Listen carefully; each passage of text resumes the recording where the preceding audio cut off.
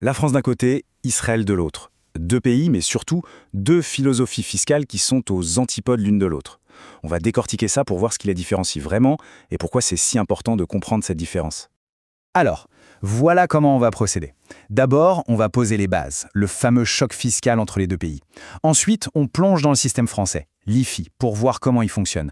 Juste après, direction Israël pour découvrir leur approche. On fera un petit bilan, avantages et inconvénients de chaque côté, et on terminera avec la grande leçon à retenir de tout ça. Allez, on attaque direct avec le cœur du réacteur. Ce qui sépare vraiment la France et Israël, ce n'est pas juste un détail technique, c'est une véritable différence de philosophie sur la manière d'imposer la richesse. Et voilà, c'est limpide. D'un côté, on a la France avec son impôt sur la fortune immobilière, l'IFI. L'idée, c'est de taxer le patrimoine immobilier quand il devient très important. Et de l'autre, Israël. Là, c'est simple. Pas d'impôt sur la fortune. Zéro. C'est vraiment deux visions qui s'affrontent. Bon, maintenant qu'on a posé le décor, zoom sur le cas français. Comment ça marche concrètement, cette IFI ? Alors l'IFI, c'est l'impôt sur la fortune immobilière. Et le mot important ici, c'est immobilière. On ne parle pas de taxer la totalité de la richesse d'une personne, hein. Pas les actions en bourse, pas les collections d'art, rien de tout ça. Non, l'IFI, il ne s'attaque qu'à la pierre, aux biens immobiliers. C'est une nuance, mais elle est capitale. Et attention, ça ne concerne pas tout le monde, loin de là. Il y a un seuil d'entrée. Il faut que la valeur nette du patrimoine immobilier dépasse 1,3 million d'euros. Si on est en dessous de ce chiffre, eh bien on n'est tout simplement pas concerné par l'IFI. Le système est aussi progressif. En gros, plus le patrimoine est important, plus le taux d'imposition grimpe. Ça fonctionne par tranche. On commence à un taux de 0,5% et ça peut aller jusqu'à 1,5% pour les patrimoines qui dépassent les 10 millions d'euros. C'est le principe du plus on a, plus on contribue. Alors, qu'est-ce qui rentre dans le calcul concrètement ? Eh bien, à peu près tout ce qui est immobilier. La résidence principale, la maison de vacances, les appartements qu'on loue, les terrains, même les parts de SCI. Par contre, il y a un petit coup de pouce pour la résidence principale, sa valeur bénéficie d'un abattement de 30%, ce qui, évidemment, peut faire une belle différence sur la note finale. Ok, on a bien compris le modèle français.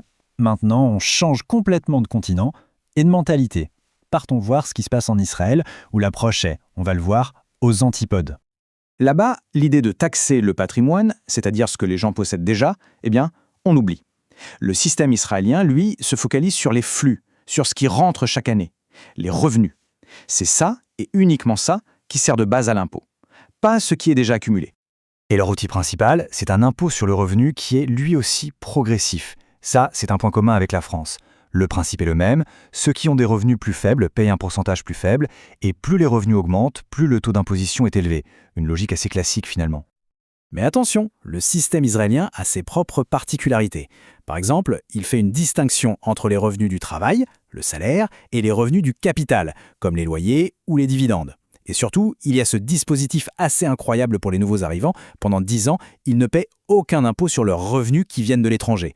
C'est une carotte fiscale énorme pour attirer les talents et les capitaux. Bon, on a d'un côté un système qui taxe le patrimoine immobilier et de l'autre un qui taxe les revenus. La question qui se pose, c'est y a-t-il un modèle meilleur que l'autre ? Pour y voir plus clair, pesons le pour et le contre de chaque système. Du côté français, l'IFI, c'est un sujet qui fait couler beaucoup d'encre.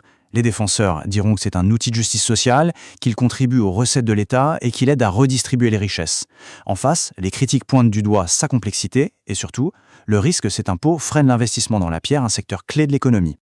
Et qu'on soit pour ou contre, il faut reconnaître une chose, l'IFI s'apaise dans les comptes de l'État. En 2022, par exemple, il a rapporté 2,35 milliards d'euros. C'est loin d'être une goutte d'eau dans le budget. Mais alors, et c'est là que la comparaison devient vraiment parlante, l'absence d'un impôt sur la fortune en Israël ne veut pas dire que le pays ne collecte pas d'impôts, bien au contraire. Leur système, concentré sur le revenu, se révèle lui aussi extrêmement efficace pour remplir les caisses de l'État. Du coup, si on prend un peu de recul, qu'est-ce que cette comparaison nous apprend ? Quelle est la grande idée à retenir de ces deux approches si différentes ? Eh bien, la conclusion la plus évidente, c'est qu'il n'y a pas de recette unique en matière de fiscalité. On voit que deux chemins radicalement opposés peuvent mener à un résultat similaire, des recettes fiscales significatives pour l'État. La France taxe le stock, le patrimoine. Israël taxe le flux, les revenus. Et au final, les deux systèmes fonctionnent à leur manière. Et tout cela nous laisse avec une question bien plus large, une question presque philosophique. Qu'est-ce qui est le plus juste ?